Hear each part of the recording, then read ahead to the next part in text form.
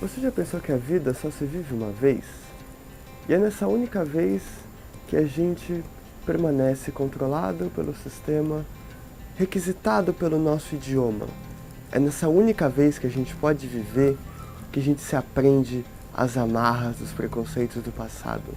É na única vez que a gente vive a vida que a gente presta mais atenção nas tristezas e infelicidades do que na alegria. É nessa única vez que a gente vive que a gente passa todo o tempo acreditando naquilo que nos imporam, como o nosso nome, como o nosso rosto. É na única vez que a gente vive que a gente elege um político que nos decepciona. É na única vez que a gente vive que a gente passa por aqueles momentos que nós poderíamos ter evitado. Se só se vive uma vez, a gente também só morrerá uma vez. E é na única vez da morte que a gente pensa, e agora? E agora acabou. Mas, diferente das pessoas comuns, das pessoas sem intelecto como eu, que nasce estrelas brilhantes, estrelas geniais, são nas pessoas acima daquelas que não compreendem a finitude da vida. São as pessoas que transcenderam essa imposição e essas coisas ruins da vida que só se vive uma vez. Que as estrelas, elas nascem, elas brilham e elas nos mostram que a vida que só se vive uma vez também pode ser feliz, também pode ser alegre, também pode ter conhecimento. É para falar dessas estrelas que também só vivem uma vez, mas que vivem felizes e bem, que eu convidei uma das pessoas mais especiais que eu poderia ter visto e tido a oportunidade de conhecer durante todos esses anos da minha vida. Buba, muito obrigado por ter vindo com a gente. Buba, a gente conversou recentemente para estarmos aqui e você me preferiu que não fosse gravado à noite ou alguma coisa semelhante a isso. Você tem medo de sair na rua ou você tem algum problema da noite pra você? Então, eu já fui vítima de violência, né? Já fui vítima de transfobia. E aconteceu num período noturno entre 6 da tarde e 7 da noite. Não era horário de verão, então já estava bem escuro. Isso me marcou muito, porque isso acabou me trazendo a síndrome do pânico. Hoje ela está muito mais controlada, mas na época que isso aconteceu me atingiu muito. Então eu evito sair à noite por conta disso, porque eu acho que a gente está muito mais vulnerável. Eu admiro, inclusive, muito todas as meninas travestis e transexuais que trabalham, né, na noite, porque precisa de muita coragem, precisa de muita força para estar na rua, sofrendo todo tipo de violência e estando ali, sabe, forte. Isso é muito incrível, assim, é admirável a força que as meninas têm. Buba, você é uma transexual negra que vive no Brasil em pleno 2020. Como você explica para as pessoas, principalmente nessa onda mais direitista, o que é ser um transexual? Como, como que a gente se expressa? Como que faz entender? Eu sendo travesti, né, eu acho que é muito difícil tentar explicar ser pra uma pessoa que é cis, porque geralmente as pessoas cis não entendem, né? Elas entendem da forma delas, do jeito delas, e sempre acaba sendo uma coisa muito... Ah, entendi assim, então é assim. Só quem tá na pele sabe como é. Só quem vive diariamente aquilo sabe como é. Mas basicamente, pra resumir, assim, essa resposta, eu diria que a gente precisa ter muita força. Eu diria que é além do que você tem, além do que uma pessoa cis tem. A gente precisa aguentar muita coisa. Então, somos fortalezas, somos imorríveis, sabe? E eu acho que é isso, assim, basicamente. Pra você ser uma travesti, uma transexual, ser uma pessoa trans, você se torna imorrível. Acho que é isso. E no meio desse âmbito do imorrível, quem é Buba? Bom, eu acho que a Buba é uma mulher muito forte, que teve coragem de sair de casa muito cedo, que sempre enfrentou muito preconceito, tanto por ser negra quanto por ser travesti, tanto por ser periférica, que saiu de um lugar onde as pessoas não tinham conhecimento e veio para São Paulo espalhar muita coisa pelo mundo, inclusive conhecimento, inclusive formas de vida, inclusive respeito. Eu acabei nessa bagunça toda trazendo isso da Feijão também, né, que é a festa que eu produzo, e eu acho que a Buba é a própria Feijão, sabe? A essência que tem ali é o que eu sou. Eu tento trazer essa coisa de família, de amor, de respeito, de igualdade, sem muita tolerância pra... Não existe essa tolerância para preconceito, para racismo, sabe? Talvez uma pessoa que chegue lá um pouco menos informada, a gente tenta orientar. Mas nunca vai ser aceito esse tipo de situação lá dentro, sabe? É a mesma coisa que eu sou aqui fora. Eu não consigo abaixar minha cabeça, então eu acho que eu sou um turbilhão, assim, sabe? Um tornado. Isso que é a Buba. E você acabou de comentar pra gente sobre a Festa Feijão que você organiza e fundou. Você poderia nos dizer que te motivou a fazer essa festa e o que é a Festa Feijão? É justamente isso de... Quando eu cheguei em São Paulo, eu fui atrás de lugares para conhecer, eu fui frequentar lugares e eu me deparava muito com situações de transfobia, racismo, gordofobia, em diversos ambientes que se dizem igualitários, sabe? Então, eu acabei vendo coisas que me incomodavam muito, e uma coisa de padrão social, padrão estético também, da pessoa tem que ser malhada para ela ser bonita, de uma drag ser gorda e peluda e ela não poder fazer drag porque ela não é totalmente feminina. Isso não entrava na minha cabeça, sabe? Eu não conseguia encaixar. Então eu falei, pra que eu vou me colocar nesse papel, onde eu tô no espaço que a outra pessoa tem, e ela criou esse espaço, ela vive nesse espaço, pra que eu vou entrar nisso, sendo que eu posso criar meu próprio espaço? Então foi basicamente isso, sabe? Foi um choque que teve. E na época, inclusive, eu tava morando num lugar onde muita gente queria se montar pra ir pra balada, mas não podia por conta da mãe, por medo da rua, da violência.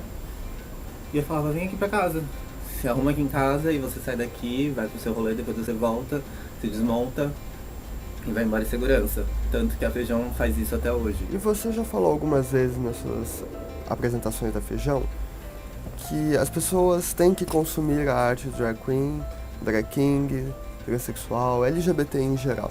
Mas você não acha que a questão fundamental por detrás disso não é as minorias consumirem esse tipo de produto, mas o público em geral?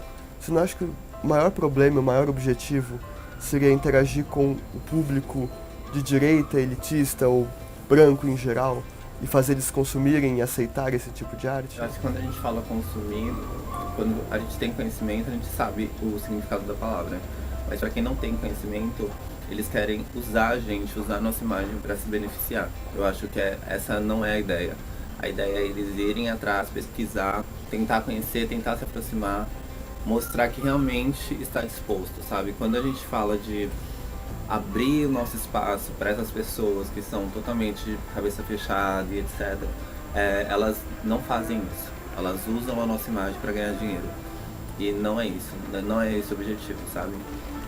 E quando eu falo sobre isso, eu falo justamente sobre, por exemplo, a Festa Feijão, sabe? É uma travesti preta que está fazendo esse rolê. Eu acho que não tem nenhum rolê que eu conheça aqui em São Paulo que é feita por uma travesti preta no patamar que a Feijão é, que envolve tanto arte drag como arte em geral e é tão diversificada, sabe? Então eu acho que consumir a arte LGBT é você fazer isso, você ir nesses lugares de acolhimento, esses lugares que são exclusivos para esse tipo de pessoa e aprender, sabe? Querer aprender sobre, querer conhecer, querer viver aquilo. Eu acho que essa é a diferença. E para as pessoas que afirmam, e isso tem sido muito afirmado desde 2014, de que estamos tentando impor a aceitação gaysista, LGBT na sociedade a todo custo.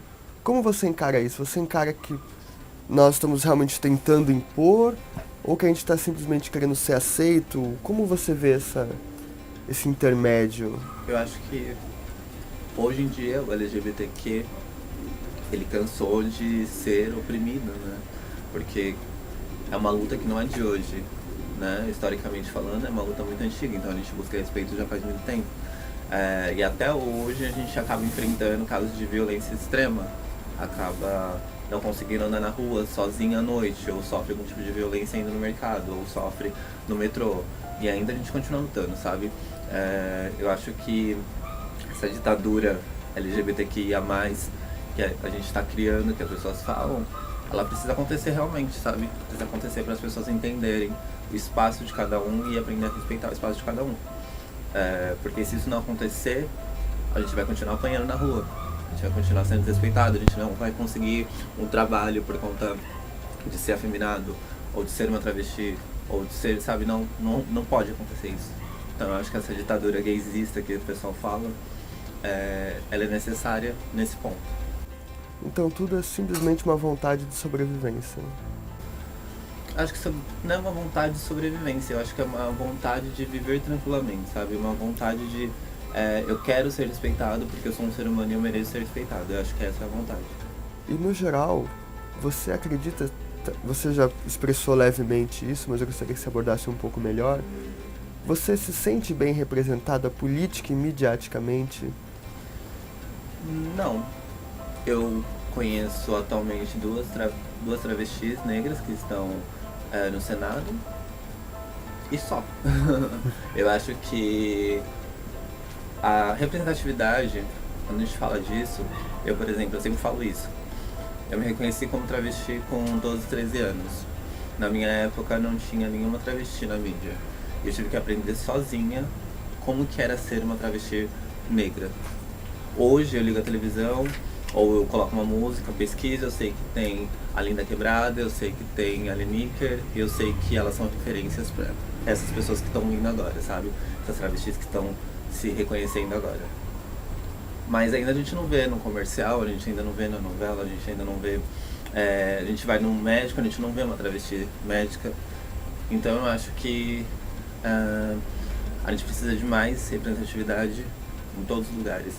Não só na mídia e etc, sabe? A gente precisa em todos os lugares. E ter referências em todos os lugares sempre é importante. Não só em questão de LGBTQIA+, sabe? Mas em questões de raciais, sabe? É muito importante existir isso.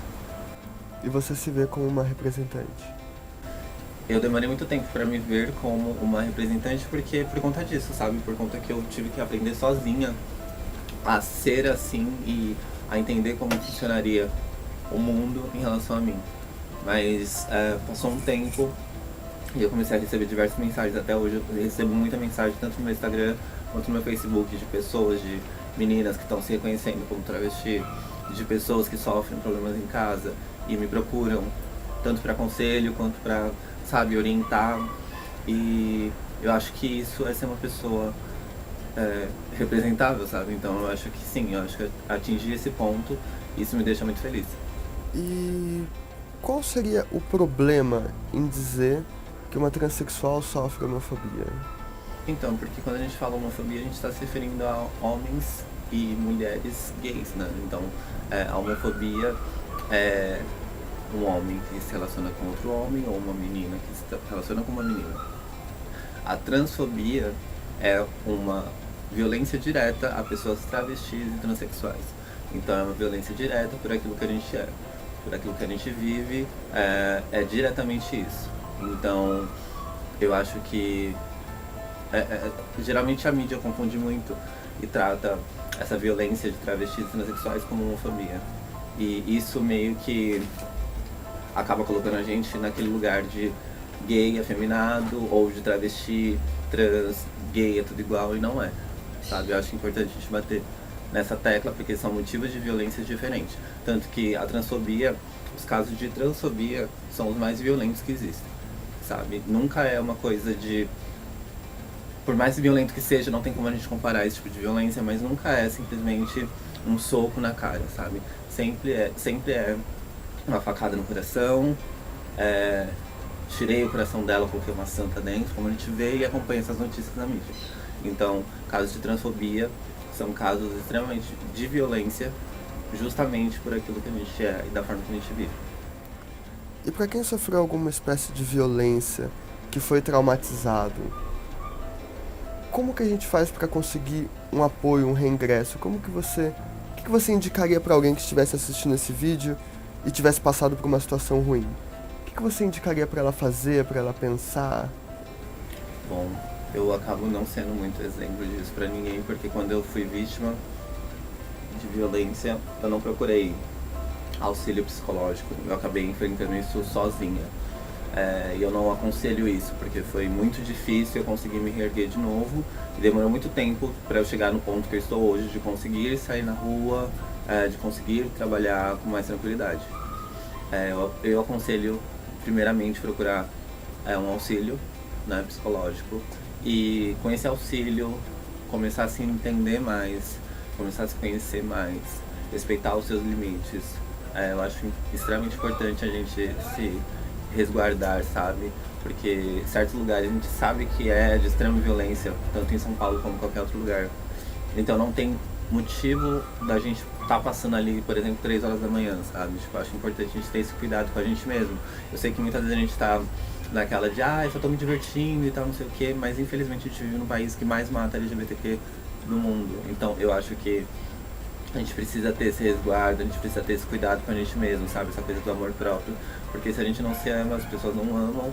E a gente tem que se cuidar, tem que se fortalecer entre a gente e nos preservar. Em todo esse processo de junção, agrupamento e esforço para a sobrevivência mútua, eu gostaria de te perguntar quais são os seus sonhos e objetivos com a Festa Feijão? É de fazer o grupo?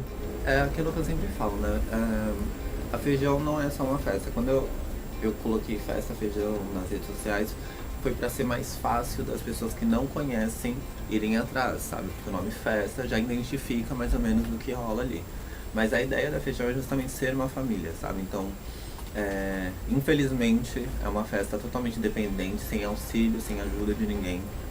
Então, é muito difícil alcançar o que eu quero com a festa sendo uma pessoa sozinha fazendo esse rolê, sabe? Mas o meu objetivo sempre foi crescer, mas não só crescer nessa coisa de comercial, sabe? Mas criar, por exemplo, um lugar como se fosse um centro de acolhimento para essas pessoas, sabe? Com pessoas especializadas para atender essas pessoas. Sempre foi uma coisa assim, sabe? Sempre foi arrecadar tanto valor para ajudar tal instituição LGBTQIA+, como às vezes a gente faz com a Casa Florescer, por exemplo, né, que é uma casa que acolhe travestis transexuais aqui em São Paulo. Então sempre foi uma coisa assim, nunca foi apenas uma festa para você dançar e pronto, acabou. Não, a Festa Feijão sempre teve um objetivo atrás, tanto social, sabe, quanto essa coisa desse acolhimento que a gente mesmo dentro da festa tem, de conhecer, de saber quem é você é novo, de onde você veio, qual é a sua história, sabe? O que você tem pra contar? Precisa de ajuda? Quer desabafar? Tipo, eu acho que é muito isso.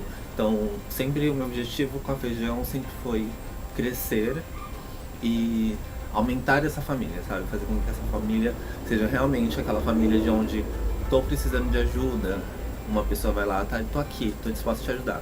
Como já aconteceu de um caso bem recente de um menino que ia tentar suicídio.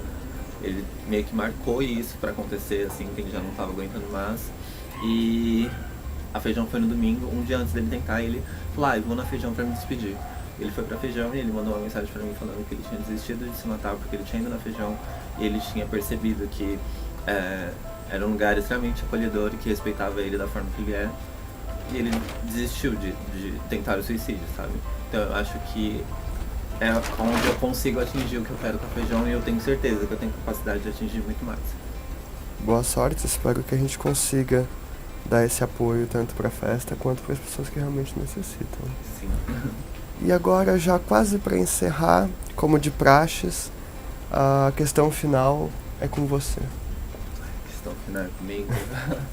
Eu não tenho muito o que falar, eu só desejo muita força para todas as travestis transexuais. Eu acho que a gente precisa se unir para lutar juntas, sabe? Tanto contra esse governo, tanto contra a transfobia e o preconceito diário que a gente passa. Eu sei o que elas passam, então eu posso falar com propriedade e vocês não estão sozinhos. Qualquer coisa eu tô aqui. Sigam a Feijão e me sigam. Todos os links na descrição. É isso.